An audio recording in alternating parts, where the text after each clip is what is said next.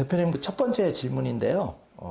트럼프 대통령의 관세 전쟁이 요즘 연일 이슈인데 앞으로 미중 패권 전쟁의 그 현재 상황과 앞으로 어떻게 될지 말씀 부탁드리겠습니다. 네, 일단 그 미중 패권 전쟁 이번에 관세 협약에서 가장 중요한 궁극적인 미국의 목표가 뭔지를 먼저 생각을 해봐야 될 것 같아요.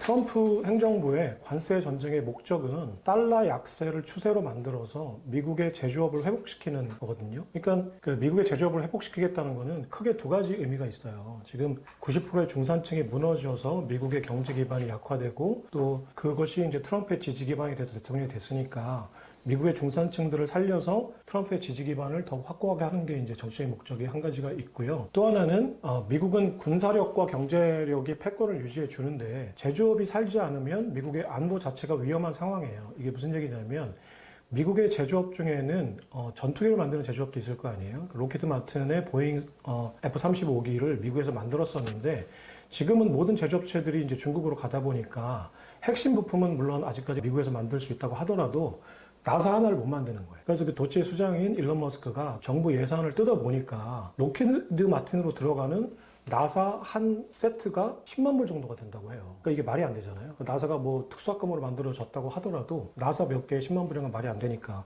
그리고 앞으로는 이제 그 중국에서 나사를 수입하지 않으면 이제 전투기 자체를 못 만드는 거죠. 그리고 펜타닐 같은 이제 의약 제품도 지금 미국보다는 중국에서 만들어지고 있어요. 그러니까 제조업을 리쇼링 하는 거, 공장들을 미국으로 되돌리겠다라는 거는 경제 무역 적자를 해소하겠다는 경제적인 측면도 있지만 미국의 안보와 그리고 미국 국민들의 생명과도 직결되는 문제거든요. 그러니까 이 세 가지 축으로 관세 협약을 봐야 되는데 이번에 그 스위스 제네바에서 합의가 된 거는 115%포인트 정도를 서로 낮춰서 미국은 30% 정도, 중국은 10% 정도의 관세를 이제 90일간 유예를 해놓고 세부적인 사항들을 이제 합의하자는 상황이거든요. 그러니까 일단은 안도를 한 거죠. 이제 그 중국에서는 지금 공장 돌릴 그 노동자들이 다 실업자가 되니까 공장이 돌아가야 되는 거고 미국에서는 지금 월마트에 진열할 물건들조차 없으니까 또 비싸지니까 급해진 거죠. 둘 다. 그래서 일단은 봉합은 했지만 궁극적으로 둘이 목표하는 것들은 90일 동안의 세부적인 어떤 협상 결과들을 보고 그것이 미국의 어떤 목표에 부합하는가 그리고 미국의 목표에 부합하는 그 합의 내용이 시진핑 입장에서도 크게 나쁘지 않은가 이런 묘안을 찾아내지 않는다면 패권 전쟁은 사실은 승부가 완벽하게 나기 전까지는 안심할 수 없는 싸움이에요. 예를 들어서 1980년대에 그 신자유주의로 그 독일과 일본이 미국으로 수출이 많이 늘었잖아요. 그래서 일본이 그때 이제 프라자 합의를 하면서 엔화를 50% 정도 절상을 한 다음에 완전히 일본 경제가 쉽게 얘기하면 불구자가 됐어요. 회복할 수 없는 상황이 됐어요. 지금 30년, 40년이 지나고 나서 이제서야 조금 이제 회복 기미를 보이는 거예요. 그 사이에 이제 패권 국가의 경쟁 대상에서 리스트에서 지워졌죠. 이 정도의 상황을 미국은 요구하고 있는 거예요. 바라고 있는 거예요. 만약에 이 정도 중국이 그 정도로 나락으로 가거나 아니면 아예 중국이 이겨서 미국이 패권을 놓치거나 두 가지 상황으로 가지 않으면 둘 다 완벽히 만족하는 합의점은 없을 거예요. 패권 전쟁에서는. 그래서 어느 순간에도 만족할 수 없다. 시진핑과 트럼프는 둘 다 강대강이 지금 맞부딪히고 있으니까. 그래서 지금은 일시적인 봉합이다. 그래서 지금 나스닥이나 S&P도 어느 정도 회복을 했지만 거기서 더 탄력을 받지 못하는 이유가 아직은 좀 지켜봐야 되는 상황이구나 라고 생각하는 거죠. 비트코인 시세도 마찬가지인 것 같습니다. 네. 중국은 미국을 넘어서 과연 G1이 될 수 있을까요? 일단 그냥 기세적으로 보면 뜬 달은 지는 거거든요. 근데 미국은 지금 뜬 달이고 중국은 뜨는 달이잖아요. 근데 뜨는 달이라고 해서 항상 뜬 달이 될 수는 없어요. 뜨는 달의 후배에 올라 있는 거죠. 근데 미국이 지는 달인 거는 확실하죠. 근데 그렇다고 해서 미국은 지고 중국은 뜰 거냐? 이거는 또 별개의 문제예요. 그러니까 지금 일단 미국이 어떤 세력이나 경제적인 세력, 군사적인 세력, 그리고 어떤 철학적인 리더로서의 어떤 이런 기세들이 정점을 찍은 거는 확실한 것 같아요. 지금 브레튼 우드 체제가 지금 100년이 되면서 어느 정도 정점을 찍은 거는 맞는 것 같다. 하지만 그 자리를 중국이 차지할 수 있는가는 또 별개의 문제인 것 같아요. 무슨 얘기냐면 이걸 화폐전쟁 측면에서 한번 얘기를 해볼게요. 그러니까 뭐 다른 분들이 많은 해석들을 해주셨으니까 저 나름대로는 이제 화폐전쟁의 측면에서만 분석을 해보면 기축통화의 자리를 누가 가져갈 거냐 그리고 군사적인 패권이 누가 쥘 거냐가 사실은 그 나라가 패권자가 되느냐의 문제거든요. 그러니까 군사적으로는 중국이 미국보다 핵이 더 많고 항공모함이 더 많으면 미국의 패권을 가져가는 거예요. 근데 일정 정도 이상이 되면 사실은 둘 다 나머지는 사실은 무용해요. 지금 둘 다 군사적으로 보면 아직까지는 미국이 압도적이긴 하지만 둘 다 핵무기를 갖고 있기 때문에 일정 수준 이상은 사실은 별로 비교의 의미가 없다고 생각해요. 그럼 군사적으로는 그냥 대등하다고 보고, 그러니까 나머지는 경제 패권, 결국은 화폐의 패권인데, 그러면 중국이 지금 달러가 가지고 있는 화폐 패권을 가져갈 수 있는 거냐의 문제로 이제 귀결이 되죠. 그 내용만 이제 얘기를 해드리면, 그럼 화폐 패권은 어떻게 만들어지는 거냐가 중요해요. 그러니까 사람들이 그동안의 기축통화를 스페인, 네덜란드, 영국, 미국 이렇게 이제 기축통화국들이 변했거든요. 그리고 이제 우리가 인지할 수 있는 근래에 보면 영국 파운드화에서 1944년 브레튼 우즈 협정으로 공식적으로 기축통화의 자리가 파운드에서 미국으로 옮겨가요. 그러니까 자연 발생적인 어떤 그 사멸과 또 탄생 이런 거 이외에 정부들이 나서서 합의를 통해서 기축통화를 바꾼 거는 브레튼 우즈 체제가 달러가 처음이었어요. 그러니까 영국 파운드화가 금화가 미국으로 많이 옮겨지니까 금고가, 그러니까 금이 이제 미국의 그 퍼트녹스 금고로 많이 옮겨졌죠. 그러니까 2차 대전, 1차 대전 겪으면서 영국이 미국한테 무기를 많이 수입하는 결과였어요. 그러니까 유럽의 패권이 결국은 금이 미국으로 옮겨지니까 미국의 달러가 패권 달러가 된 거예요. 근데 그러면 이 결정을 누가 했을까를 보시면 사실은 영국 정부와 미국 정부가 한 게 아니고 금의 소유권을 가지고 있었던, 금의 유통망을, 공급망을 장악하고 있었던 금융 세력이었어요. 그러니까 런던을 베이스로 했던 금융 세력이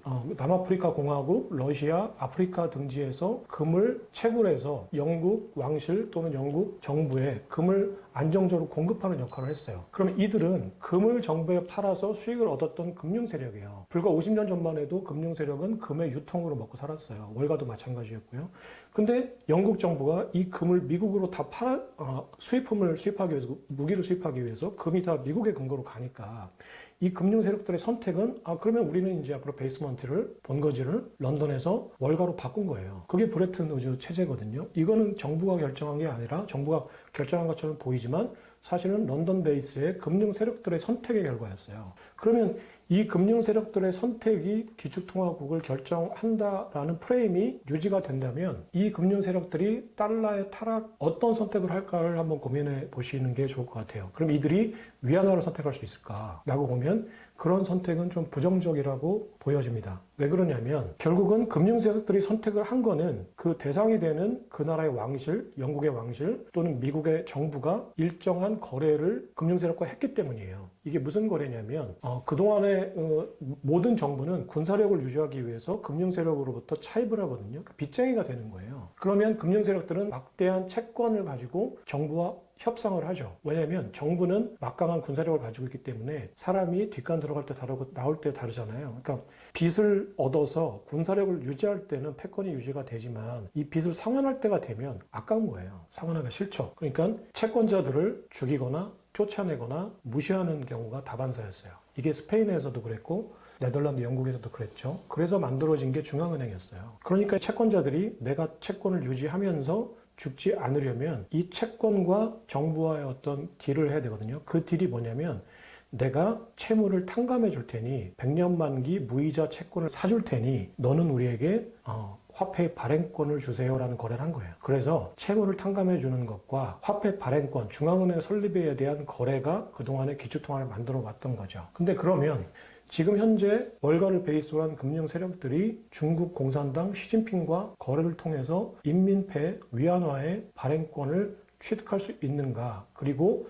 중국에 빌려준 채권을 탕감할 수 있는가의 문제인데 지금 오히려 월가는 중국에 빌려준 돈보다 갚아야 될 돈이 더 많아요. 그리고 인민은행이 발행권을 특정 금융 세력에게 줄 이유가 없죠. 왜냐하면 모든 나라들의 인민은행은 사실은 채무를 탕감해주는 대가로 그 금융 세력들이 만든 민간은행, 모든 나라는 아니지만 영국과 미국은 그랬죠. 근데 지금 중국은 이미 공산당 그 정권이 운영하고 있는 사실상 정부의 은행인 인민은행이 있죠. 그러니까 그런 거래는 사실상 불가능할 거예요. 그렇다면 중국이 과거 프레임대로의 어떤 화폐 패권과 군사적인 패권은 별개를 치고 우리가 알고 있는 기축통화를 만드는 과거 프레임대로의 어떤 기축통화 패권을 가져가기는 쉽지 않다라고 생각해요. 그러면 군사력은 대등한다고 쳐도 화폐 패권의 의미에서 중국이 지원이 되는 것은 어렵습니다. 그러면 현재 프레임이 아닌 다른 프레임 의미에서 중국은 G1이 되려고 하는 경로를 찾을 거예요. 그게 비트코인 보유, 디지털 위안화